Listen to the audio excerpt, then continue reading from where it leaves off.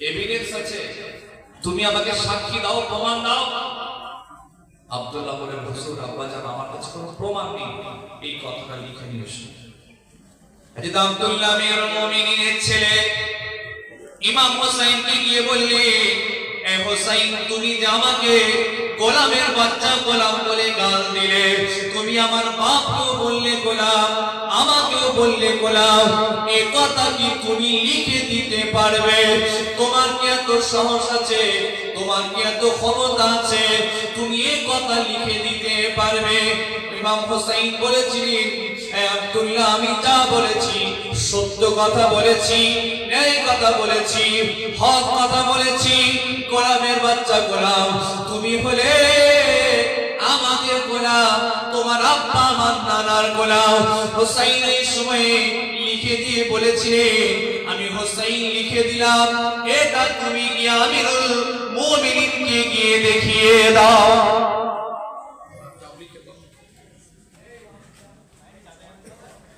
হযরত আব্দুল্লাহ চিঠিটা নিয়ে টুক টুক টুক টুক করে আমিরুল মুমিনিনের দরবারে গিয়ে বলেছিলেন, ও আব্বাজান, আপনি যে আমাকে বললেন লিখে নিয়ে এসো, আমি হোসেনের থেকে লিখে নিয়ে এলাম। হযরত আমিরুল মুমিনিন চিঠিটা নিয়ে, কাগজ কাটা চিরকুটটা নিয়ে চুমো দেখলেন, চিরকুটে লেখা আছে, আমি আলীর ছেলে হোসেন, আমি আব্দুল হোসেন লিখে দিলাম। হযরত আব্দুল্লাহ গোলামের বাচ্চা গোলাম, এটা তিনি লিখে দিয়ে চিরকুটটা আমিরুল মুমিন হাতে করে নিয়ে মোহাব্বতের চুমা দেয়, কপালে লাগায়, চোখ দিয়ে পানি গড়িয়ে যায়। নিজের ছেলেকে বলেছে, হে আব্দুল্লাহ, আমি ওমর তোমাকে ওসিয়ত করে গেলাম, আমার যখন মওত হয়ে যাবে, মৃত্যু যখন করব, কবরে যখন চলে যাব, দুনিয়া থেকে বিদায় যখন নিয়ে নেব, এই চিরকুটটা তুমি আমার সাথে কবরে দিয়ে দেবে, আমার কাফনে দিয়ে দেবে। কাল কিয়ামতের দিনেতে আল্লাহ যদি প্রশ্ন করে, হে ওমর, কি নিয়ে তুমি আমার সামনে দাঁড়িয়েছো, আমি আমার আল্লাহকে এই চিঠিটা দিয়ে বলবো, ইয়া রাসূলুল্লাহ, ও রব্বুল আলামিন আল্লাহ, আমি রাসূলুল্লাহর আওলাদ হুসাইনের থেকে নবীর গোলামতির সার্টিফিকেট নিয়ে দাঁড়িয়ে রইলাম।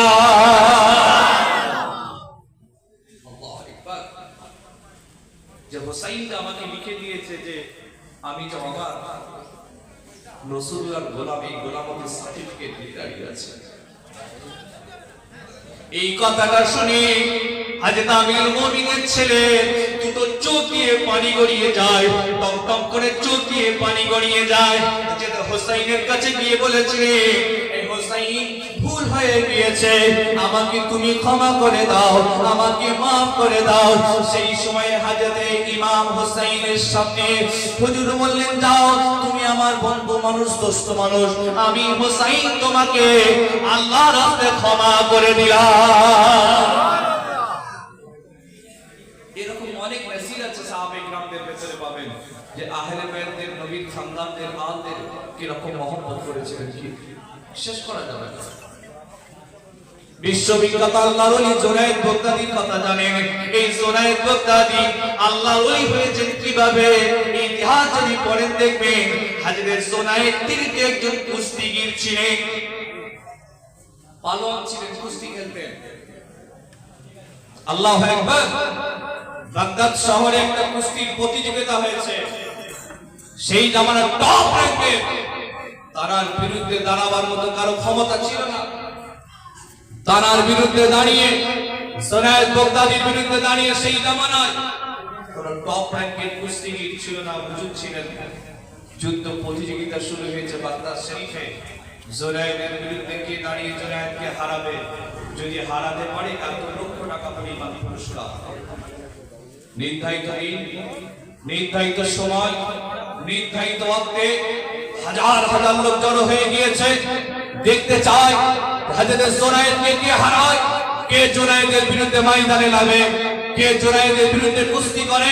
হাজার হাজার লোক সেখানে দাঁড়িয়ে, জুনায়েদ বাগদাদী দাঁড়িয়ে আছে ফিল্ডে, মাঠে, ওরা প্রতিপক্ষ বিপক্ষে কেউ নেই, ফাঁকা, পুরো ফাঁকা। রেফারি বসে আছেন। আস্তে আস্তে সময় হয়ে যাচ্ছে, জুনায়েদ বাগদাদী হুজুরকে জিতিয়ে দেবেন, ঠিক এমন সময় দেখা যাচ্ছে একটা চিহ্ন চিহ্ন করি ছেঁড়া ফাটা একজন মানুষ ময়দানে খেলতে লেগেছে। আপনার কষ্ট হচ্ছে নাকি? ময়দানে খেলতে লেগেছে, চিহ্ন চিহ্ন ফাটা, সবাই দেখে হাসছে, কে রে বাবা, কোথা থেকে চিহ্ন চিহ্ন ফাটা লোক একটা জুনায়েদের বিরুদ্ধে কুস্তি করবে এরকম লোক? লোকটা আসলেন, বলে তুমি সরকারে এসেছো? হ্যাঁ সরকারে এসেছি। তুমি কি জেনে শুনে এসেছো? হ্যাঁ জেনে শুনে এসেছি। জুনায়েদের বিরুদ্ধে তুমি যুদ্ধ করবে? বলে হ্যাঁ আমি জেনে শুনে সরকারে নিজের বিবেকে আমি খেলতে এসেছি, কোনো অসুবিধা নেই। খেলা শুরু হয়ে গেল। জুনায়েদ বাগদাদির বিরুদ্ধে একজন গরিব রোগা চিহ্ন চিহ্ন মহিলা মানুষ খেলতে লেগেছে, কুস্তি খেলতে। যেই খেলা শুরু হয়েছে, হযরত জুনায়েদ ওই চিহ্ন চিহ্ন মানুষটার হাতটা ধরেছে, কাঁচা মেরে ফেলে দিয়ে তার বুকের উপর বসে পড়েছে। যেই বুকের উপর বসেছেন, ওই যে মানুষটা তলায় পড়েছিলেন, কানে কানে কি বলেছিলেন? এ জুনায়েদ, তুমি কি জানো কার বুকের উপর তুমি বসে পড়েছো? কাকে তুমি জমিনে ফেলে তার বুকের উপর বসেছে, কাকে তুমি জানো? এ জুনায়েদ, আমি হলাম আওলাদে রাসূল সাইয়্যিদ খানদানের ছেলে। ও জুনায়েদ, আমি বড় গরীব, তুমি তো জানো সাইয়্যিদদের জাকাতের টাকা খাওয়া যায় না, ফিতরার টাকা খাওয়া যায় না, চামড়ার টাকা খাওয়া চলে না, কুরবানির চামড়ার টাকা খাওয়া চলে না। এ জুনায়েদ, আমি খুব গরীব মানুষ, আমার বাড়িতে বাপ আছে, আমার মা আছে, আমার স্ত্রী আছে, আমার সংসার আছে, অনেকদিন তাদের খাওয়া হয় নাই। শুনলাম কুস্তি খেলা হচ্ছে, এখন আমি চলে এলাম। ও জুনায়েদ, এখন তুমি যদি হেরে গিয়ে আমাকে জিতিয়ে দাও, দুনিয়া তোমার লস হয়ে যাবে, দুনিয়া ক্ষতি হয়ে যাবে, দুনিয়ার লোক তোমাকে গাল দেবে, দুনিয়ার লোক তোমাকে থুতু দেবে। এ জুনায়েদ, আমি আওলাদে রাসূল দোয়া চেয়ে দিলাম, আমি দোয়া চাই, তুমি যদি আমাকে জিতিয়ে দাও, আল্লাহ তোমার আখিরাত কামিয়াব করে দেবে। হযরত জুনায়েদ চিন্তা করছেন, কি করব, কি করব আমি?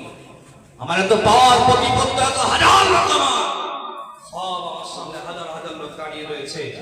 একটা চিহ্ন চিহ্ন গরিব রোগা পাতলা লোকের কাছে হেরে গেলে সম্মান থাকবে? কথা থাকবে না, সব আমার শেষ। জুনায়েদ চুপ করে আছেন, লোকটার দিকে তাকাচ্ছেন। হুজুর, আওলাদে রাসূল সাইয়্যিদ খানদার ছেলেটা নরম প্রকৃতির হয়, হ্যাঁ খুব ঠান্ডা নরম মানুষ, চুপ করে আছে। জুনায়েদ ভাবছে, না না, দুনিয়া আমার চলে যাই যাও, দুনিয়ার লোক আমাকে থুতু দেবে, দুনিয়ার লোক আমাকে গালি দেবে, দুনিয়ার লোক আমাকে খারাপ বলবে, দুনিয়ার লোক আমাকে বাজে বলবে, যা হয় হয়ে যাক, আমার আল্লাহ তোমাকে ভালো বলবে, নবী তো ভালো বলবে। ওই যুদ্ধের ময়দানে জুনায়েদ ইচ্ছা করে হেরে গিয়ে নবীর আওলাদকে তিনি জিতিয়ে দেন। হেরে গিয়েছে, মনটা খারাপ তাড়ানো হয় না, মাথা নিচু করে টুক টুক টুক করে বাড়ি চলে যায়। লোক থুতু দেয়, লোক ঘৃণা দেয়, লোক গাল দেয়, লোক খারাপ করে। জুনায়েদ কোনো কথা বললো না, টুক টুক করে বাড়ি চলে এসে রাতের বেলা যখন ঘুমিয়ে যান, ঘুমিয়ে যাবার সঙ্গে সঙ্গে আল্লাহ নবী দিদারটা পেয়ে যায়।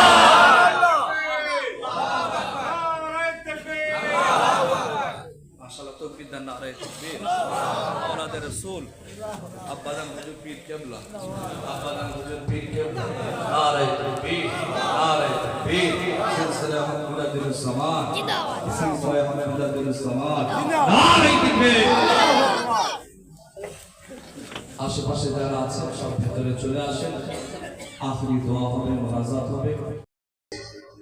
এভিডেন্স আছে, তুমি আমাকে সাক্ষী দাও, প্রমাণ দাও। আব্দুল্লাহ বলেন, হুজুর আব্বাজান আমার কাছে কোনো প্রমাণ নেই, এই কথাটা লিখে নিয়ে এসো। হযরত আব্দুল্লাহ আমিরুল মুমিনিনের ছেলে ইমাম হোসেনকে গিয়ে বললে, এ হোসেন, তুমি যে আমাকে গোলামের বাচ্চা গোলাম বলে গাল দিলে, তুমি আমার বাপকেও বললে গোলাম, আমাকেও বললে গোলাম, এই কথা কি তুমি লিখে দিতে পারবে? তোমার কি এত সাহস আছে, তোমার কি এত ক্ষমতা আছে, তুমি এই কথা লিখে দিতে পারবে?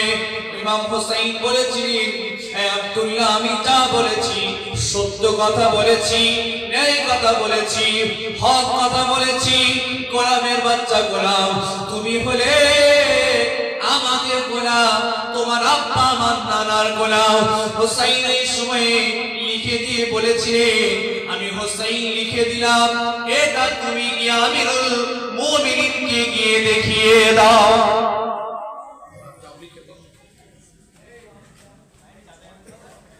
হযরত আব্দুল্লাহ চিঠিটা নিয়ে টুক টুক টুক টুক করে আমিরুল মুমিনিনের দরবারে গিয়ে বলেছিলেন, ও আব্বাজান, আপনি যে আমাকে বললেন লিখে নিয়ে এসো, আমি হোসাইনের থেকে লিখে নিয়ে এলাম। হযরত আমিরুল মুমিনিন চিঠিটা নিয়ে, কাগজ কাটা চিরকুটটা নিয়ে চুমো দেখলেন, চিরকুটে লেখা আছে, আমি আলীর ছেলে হোসাইন, আমি আব্দুল হোসাইন লিখে দিলাম।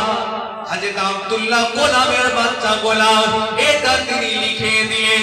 চিরকুটটা আমিরুল মুমিনিন হাতে করে নিয়ে মোহাব্বতের চুমা দেয়, কপালে লাগায়, চোখ দিয়ে পানি গড়িয়ে যায়। নিজের ছেলেকে বলেছিলেন, হে আব্দুল্লাহ, আমি ওমর তোমাকে ওসিয়ত করে গেলাম, আমার যখন মওত হয়ে যাবে, মৃত্যু যখন করব, কবরে যখন চলে যাব, দুনিয়া থেকে বিদায় যখন নিয়ে নেব, এই তুমি আমার সাথীতে কবরে দিয়ে দেবে, আমার কাফনে দিয়ে দেবে।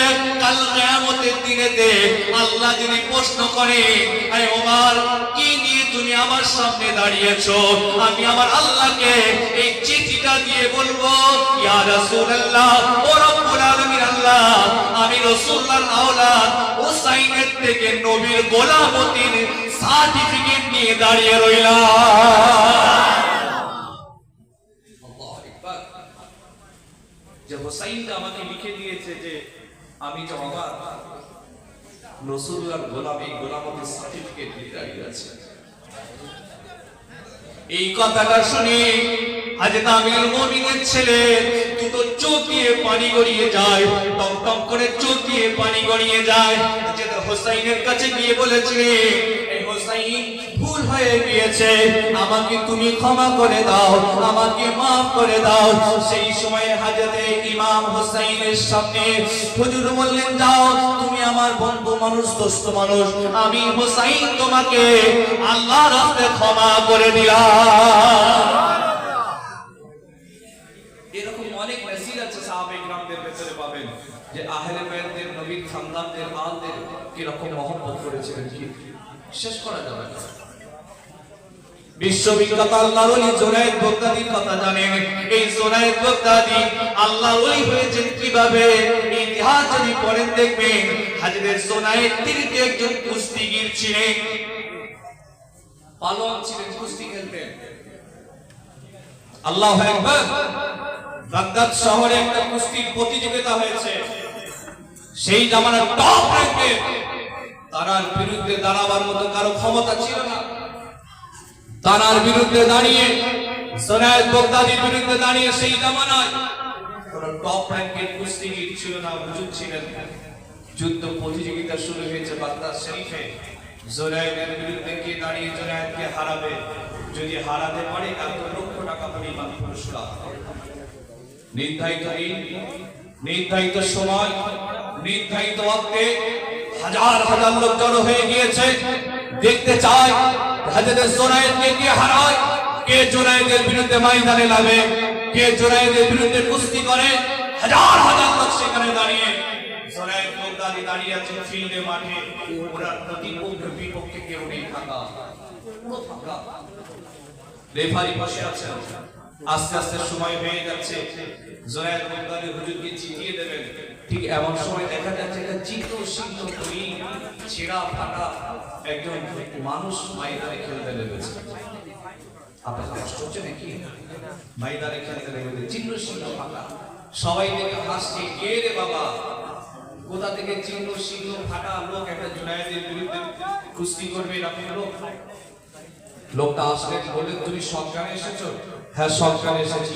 তুমি কি জেনে শুনে এসেছো? হ্যাঁ, জেনে শুনে এসেছি। জুনায়েদের বিরুদ্ধে তুমি যুদ্ধ করবে?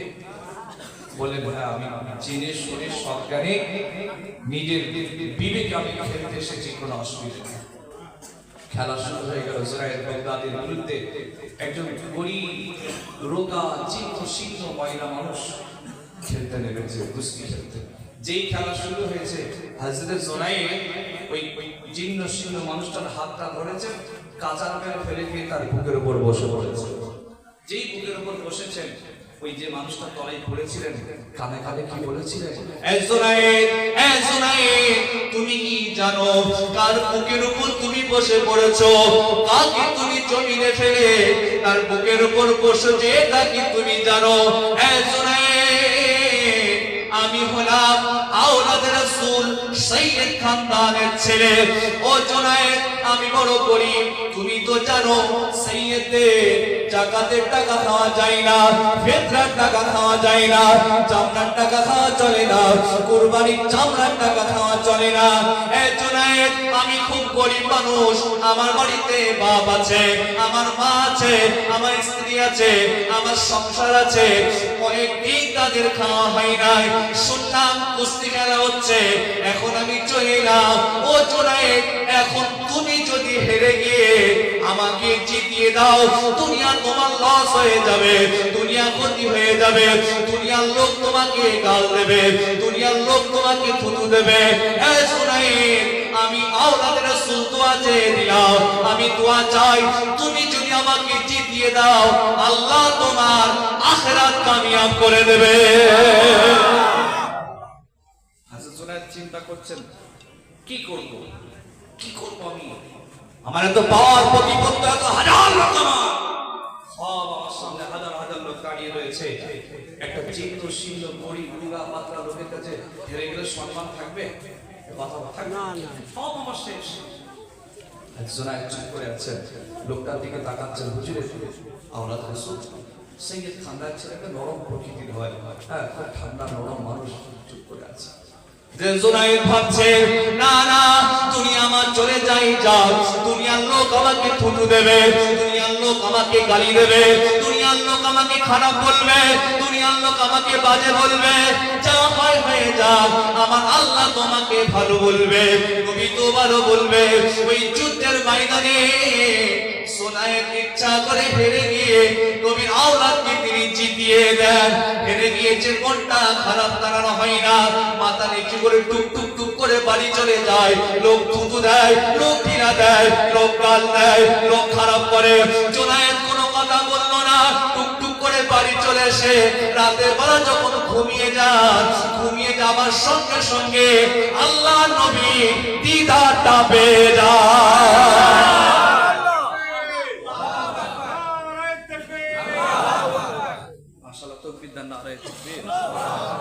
রাসূল আব্বাজান হুজুর পীর কেবলা, আব্বাজান হুজুর পীর কেবলা, নারে তাকবীর, নারে তাকবীর, সিলসিলা মুজাদ্দিদুস জামান, সিলসিলা মুজাদ্দিদুস জামান, নারে তাকবীর। আশেপাশে যারা আছেন সব ভেতরে চলে আসেন, আখিরি দোয়া হবে, মোনাজাত হবে।